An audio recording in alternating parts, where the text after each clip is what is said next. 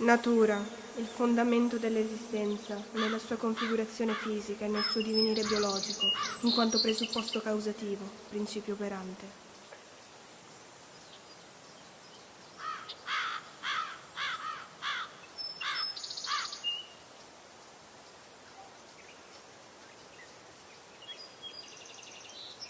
Tutto questo un giorno potrebbe non esserci più.